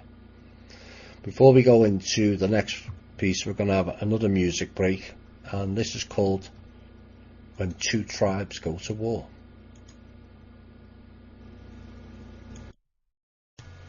When two tribes go to war. Well, lots of tribes went to war, and it's important to cover how it transitioned of Egyptology, Amun-Ra, which morphed into Israelites and went into Rome. And here is a list of the tribes who around 2,000 years ago were converted to Judaism. The Idumeans, Edom, 2nd century, were conquered and converted by John Hyrcanus, and the Edomites were gradually integrated into the Judean nation. Not Israel. It's called the Judean nation. And some of them reached high-ranking positions. And now in the days of Alexander Jannaeus, Edomite Antipas, who was appointed governor of Edom, and his son Antipater, the father of Herod the Great, child sacrificer, was the chief advisor to the Hasmonean Hyrcanus II, and managed to establish a good relationship with the Roman Republic, who at that time, 63 BCE, extended their influence over the region following the conquest of Syria and intervention in a civil war in Judea. Mr. John Hyrcanus also attacked Samaria. Most people will not be familiar with that term, but it was the area now known as Palestine. and converted them to Judaism. And it's where the term Good Samaritan comes from. And here is a rather interesting snippet from a news item back in 1995, which suggests there was a cover-up. Before dawn on March the 21st, 1995, someone broke into a synagogue in the Palestinian city of Nablus. The thief, maybe it was a band of thieves, crossed the carpeted sanctuary, pulled back a heavy velvet curtain and opened a carved wooden ark. Inside there were 2 handwritten copies of the Torah, the 5 books of Moses. One was a sheepskin scroll written around 1360 and kept in a slender copper case. The other was a codex, a thick book that was dated from the 15th century and bound in a maroon leather cover. Now the thief or thieves snatched the manuscripts, escaped through the synagogue's archway door, and discarded the copper case in the stairwell and then vanished. But these were no ordinary texts. They were perhaps the most ancient Torahs stolen in the Holy Land since the Crusaders pillaged Jerusalem. Crusaders were the Egyptian people that went to Rome. And they belonged not to the Jews, but to the Samaritans, now known as the Palestinians, one of the world's oldest and tiniest religious sects. Known from the New Testament parable of the Good Samaritan, the original group, not the fake charity, has barely survived. Centuries ago it was numbered more than 1 million. Today, according to the last count, there are only 810 Samaritans left. In those books, as I found out today, contains a lost city in Iraq called Isregard. That's why they were stolen. Etrurians, Lebanon and Syria, 2nd century again, conquered and converted by John Hyrcanus. Adiabin, northern Iraq and Persia, 1st century. Nabateans, many were forcefully converted by the Hasmonean king Alexander Jannaeus, who was the son of John Hyrcanus. The Khazars, a semi-nomadic Turkic people from Central Asia, historical Khazaria before it went Istan, many of whom converted to Judaism en masse in the 8th and 9th centuries from a Khazar religion,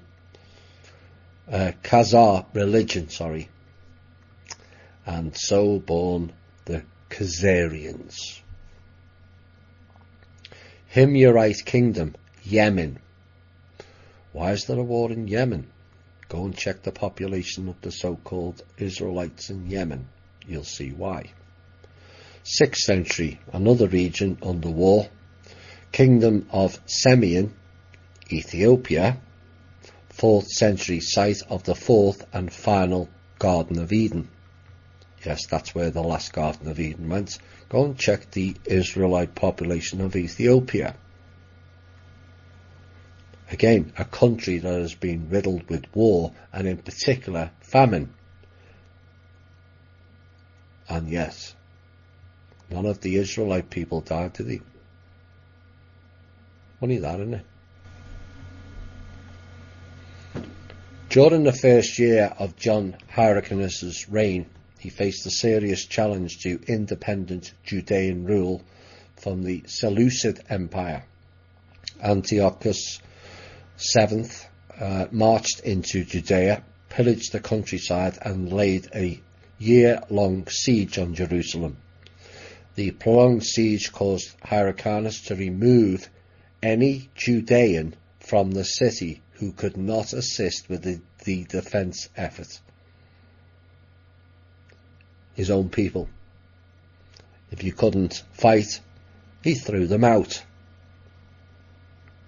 These refugees were not allowed to pass through the Antiochus lines, becoming trapped in the middle of a chaotic siege.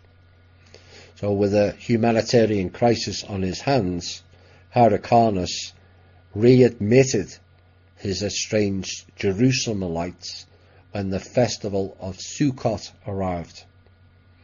Now, afterwards, due to food shortages in Jerusalem, Hyrcanus negotiated a truce with the Antiochus, and the terms of the truce consisted of 3,000 talents of silver, payment for Antiochus, the breaking down of the walls of Jerusalem, Judean participation in the Seleucid war against the Parthians, and once again the Judean recognition of the Seleucid control. Now, these terms were a harsh blow to Hyrcanus, who had to loot the tomb of King David to pay the 3,000 talents. You see, this is what I've been saying. These ruling elites don't give a monkey shite about the people, Jewish or otherwise. Those who could not assist with the war effort, in other words, the elderly, the disabled and the children, were all discarded. All sounds like what happened with the same peoples running the SS did in Germany, is it not? That will be in part 4. And people to this day still blame the Germans. Nope.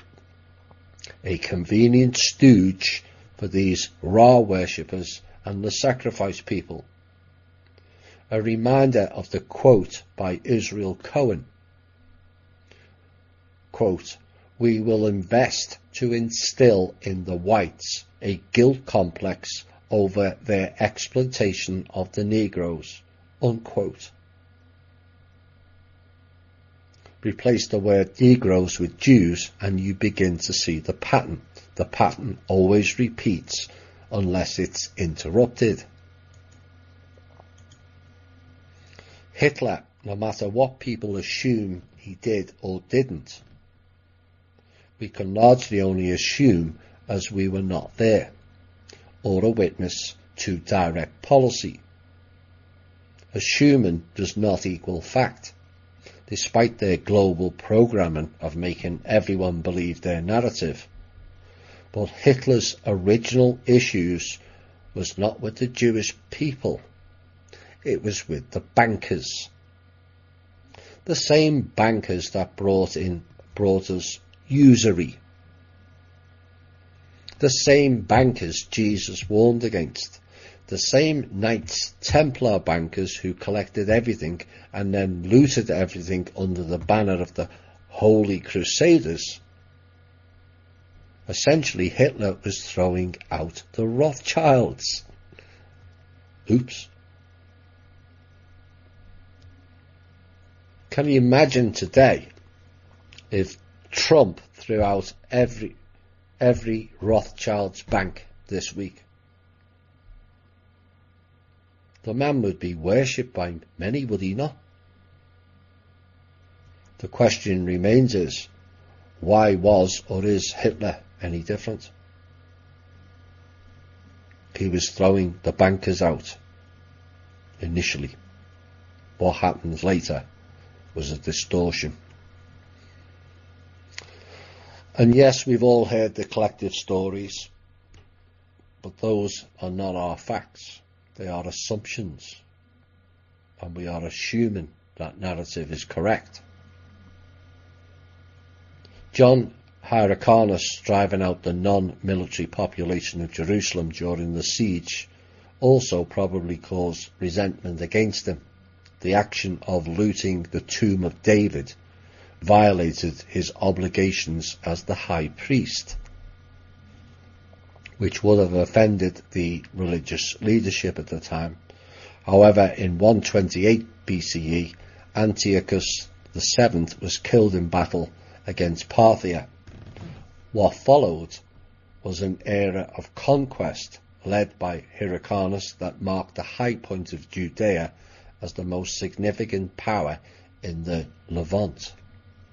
John Hyrcanus was able to take advantage of unrest in Seleucia to assert Judean independence and conquer new territories. In 130 BCE, Demetrius II returned from exile in Hyrcania to take control of Seleucia.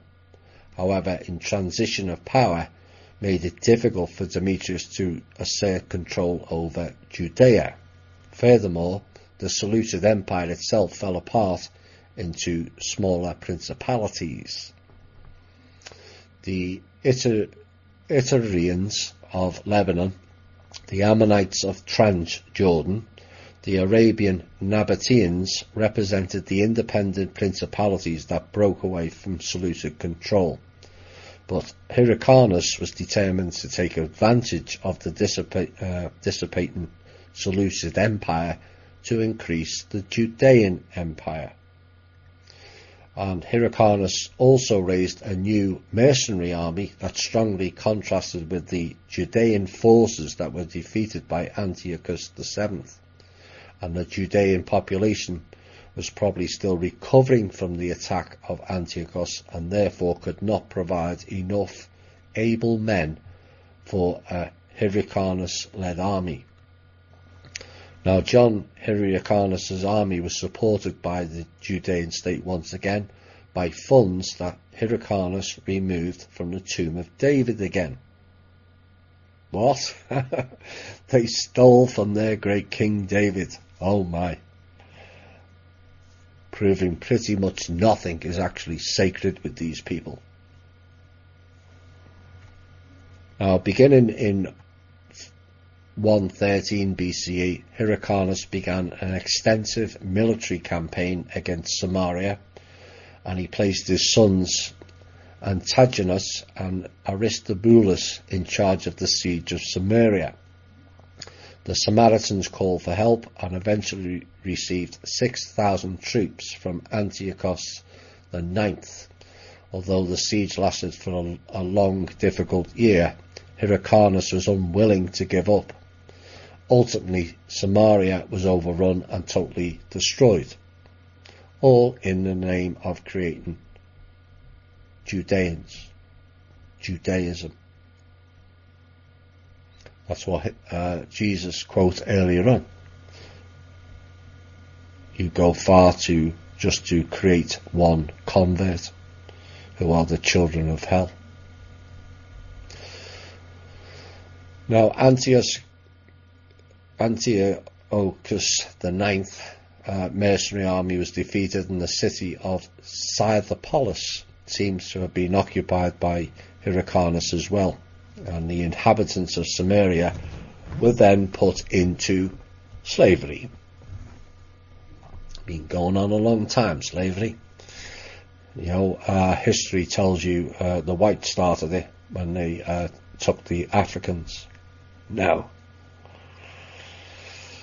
upon conquering the former Seleucid regions, Hyrcanus embarked on a policy of forcing the non-Jewish populations to adapt Jewish customs. So the peoples of the Holy Land, the Samaritans, were pushed into slavery and forced to change religion. Nice way to treat God's chosen land's people, is it not? All very holy, sacred and treasured reason, until the psychopaths decide they wish to subjugate it. But it didn't end there. John Hyrcanus' first conquest was an invasion of the Transjordan, and the mercenary army laid siege to the city of Medeba, and it took it after a 6-month siege. After these victories, Hyrcanus went north towards Shechem and Mount Gerizim. The city of Shechem was reduced to a village, and the Samaritan temple on Mount Gerizim was destroyed. This military action against the Shechem has been dated archaeologically around 111 to 110 BCE.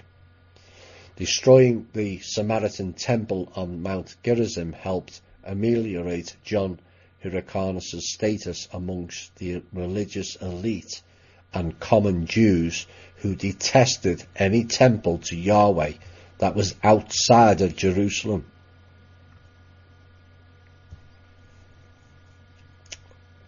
Hyrcanus also initiated a military campaign against the Edomites, and during this campaign Hyrcanus conquered Adora, Maresha and other Idumean towns.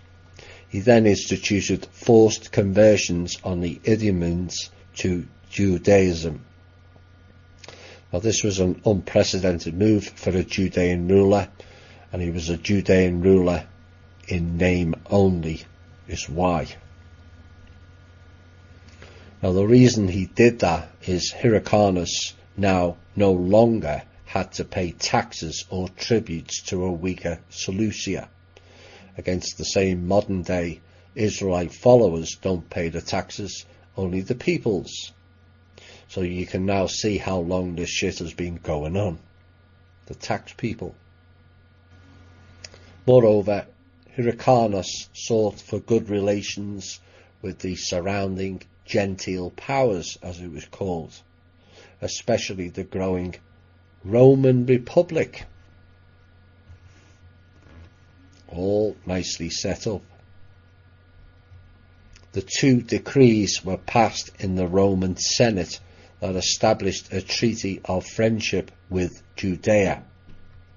Also, an embassy sent by Hyrcanus received Roman confirmation of Hasmonean independence. Hyrcanus was an excellent case of a ruler that was backed by Roman support. Egyptian support, actually. In addition to Rome, Hyrcanus was also able to maintain steady relations with the Ptolemaic Egypt. That's what he was working for them, that's why. And this was probably made possible due to the various Jews living in Egypt who had connections with the Ptolemaic court. And the cities of Athens and Pergamon even showed honour to Hyrcanus in an effort to appease Rome. Down went Athens with it. So there you have it. The exodus and the spread of the cult, Amun-Ra, from the Middle East, coming out of Egypt into the European theatre, setting the stage for future programs of death and destruction, while these program runners all hide in the background. Setting the stage. Set being the operative word. But the rise of Rome, and all roads lead to Rome, no, all cults lead to Rome is the real saying. Rome was just a change of the theatre of operations. Yes, they built roads, because with roads you can attack other regions quicker, is why. Sabbath, bloody Sabbath. These are pedos and child sacrifices have gone throughout history.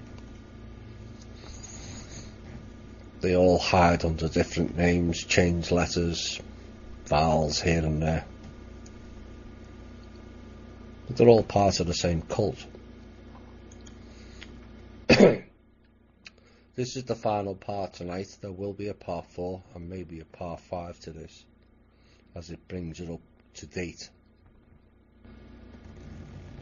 Well, from Rome became the secret societies take over.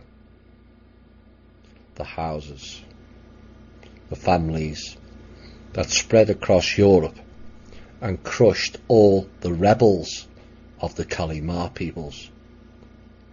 And with it went many of the ancient cultures, teachings, better ways of doing things, and in came corporations controlling everything, land grabs, wealth stolen, children stolen via the birth certificate scam, chattel. Why would the so-called Holy Roman Church call us chattel, which means cattle? Well, when you look into what it states in the Talmud, we were created in human form so that the Israelites would not be served by beasts. And there's your answer.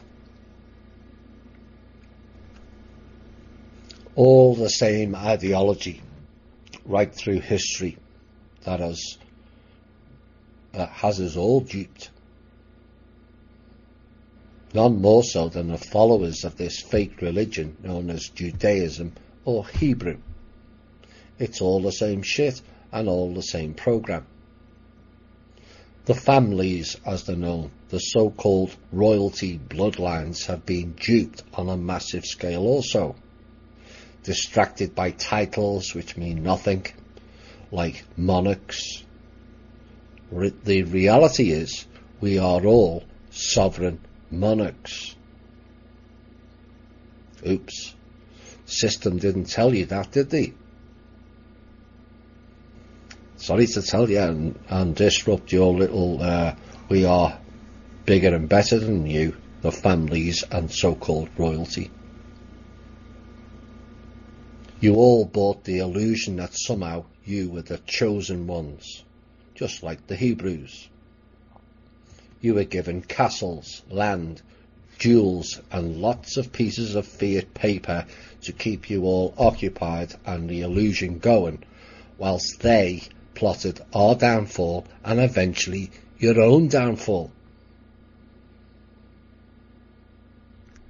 Changing your names, forcing certain marriages on you, getting you to be involved in incest, just like the pharaohs in Egypt did back in the day. But it was corrupting you all, diminishing your bloodline, weakening your genetics and lowering your humanity. And for what? To be called the king or the queen, the bourgeoisie, which means walled city, bit like the Vatican and Solomon's Temple then, is it not? The elites, the upper class, etc., but it was all an illusion.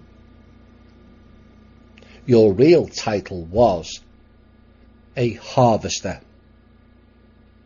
With a real king, or so he thought, Marduk, Ra.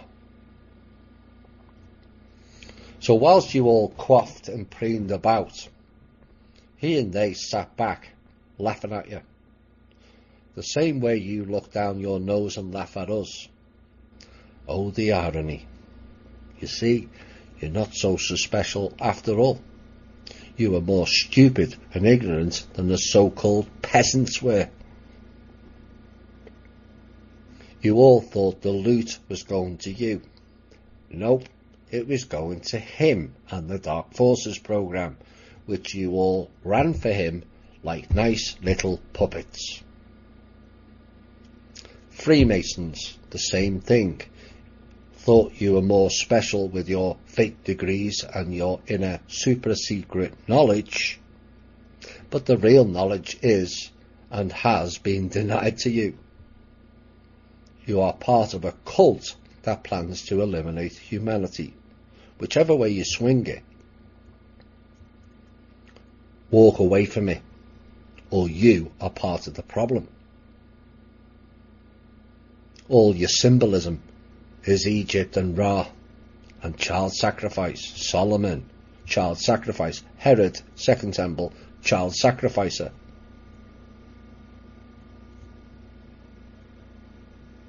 It's all about changing the names round, you see, like the man who invented the term racism, of which the main purpose of it was to use against Europeans to stifle any discourse by or against European peoples. Who did that? Leon Trotsky. Except his real name was Lev Bronstein. Oops. Who was a Marxist Jew involved in the Jewish takeover of Russia, and then declared Russia a communist country.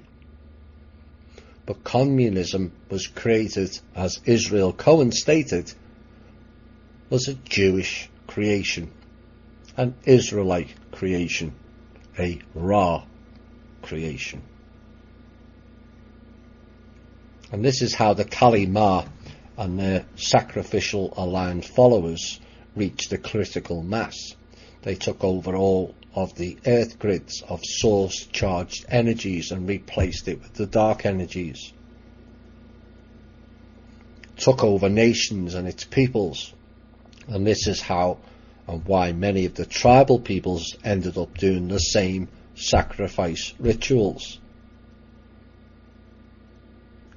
It appears throughout history, starting from 110,000 years ago, and maybe even earlier, with the Rus texts, not the Vedic texts commonly associated with India.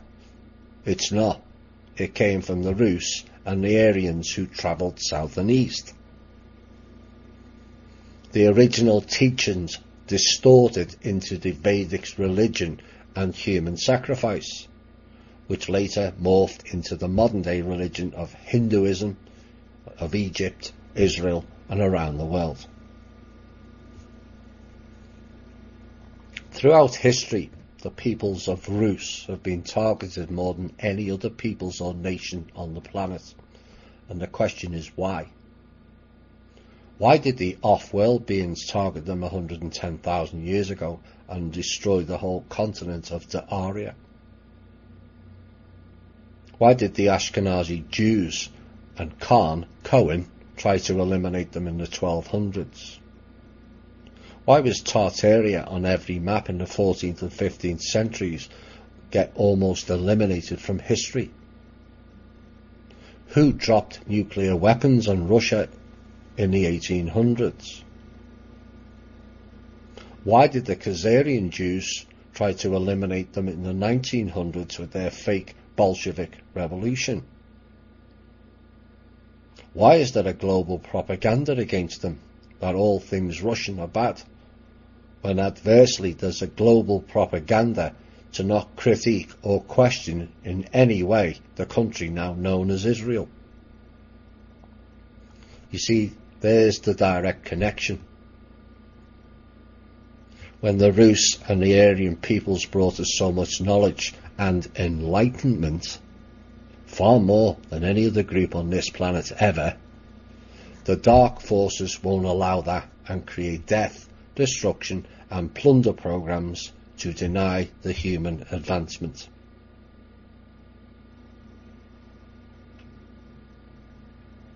But they're not just stopping the white people's advancement.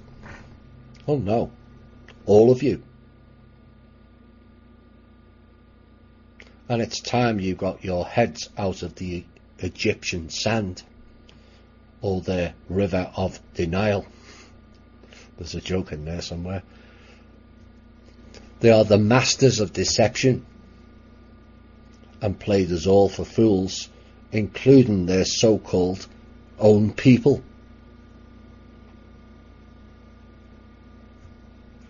But reality is these dark artisans are not interested in people, only to use them, just as the quotes of the Talmud state, how they used the persecution tool to stifle discourse, an all too easy tactic. But this show has shown you a different story, and it's up to you to work through the illusion they presented to us and then fight back. Ignorance now, after this show, becomes a choice, and you become an accomplice to it by your own ignorance. Is northern Russia or parts of Russia different? Yep. Northern parts of Russia still to this day have a much higher vibrational frequency than anywhere else on the planet, it still lingers from the past.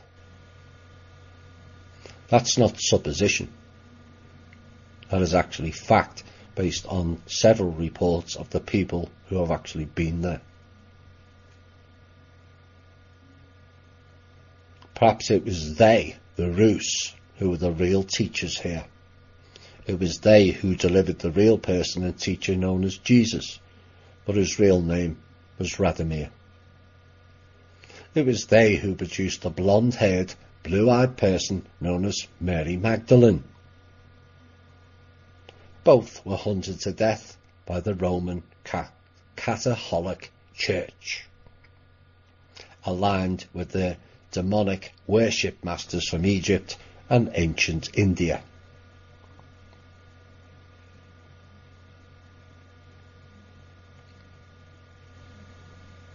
And yet you still go to church.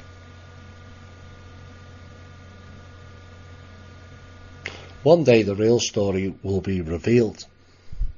But if we keep ignoring the real genocide on this planet, that it's not blacks or Jews or religious persecution, but the Aryan people and their descendants, then those real teachings and the teachers will be ultimately lost forever.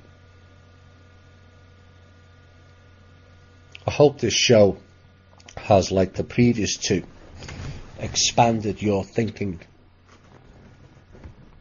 But if you wish to use these shows to shout racist or racism, you are part of the problem. If you use these shows to hate on all Jews or Israel, you are not only part of the problem, but you are beyond stupid. And I've clearly not seen the bigger picture. And you are only blinded by a tunneled vision finger pointing. The easy blame game culture, which is exactly what these cultists want. Final message to end this part 3 of this series is to the Jewish peoples. You have to get off your high horse and their goyim and gentile narratives. As the longer that goes on, the more they will use you as pawns.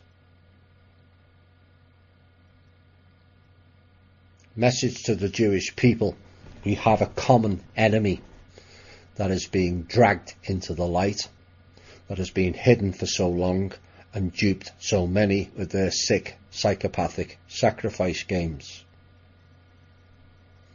For those still thinking the goyim, which is us, are shit under their shoe, who do you think will save you? It won't be Yahweh or Jehovah, that's a guarantee. For one, it is a fake God, and two, if he was ever saving you, you wouldn't have gone through so much strife for so long to begin with. The reality is it will be the so-called goyim who will save you, and it's time you embrace them. It's time for us all to embrace each other, methinks. Final thing to ponder is, if you have to go to war to convert peoples to your religion, or hate others who don't share your religion, maybe your God is not who you thought it was. That applies to all religions. This has been the Truth, Honour and Integrity Show. My name is Thomas Williams.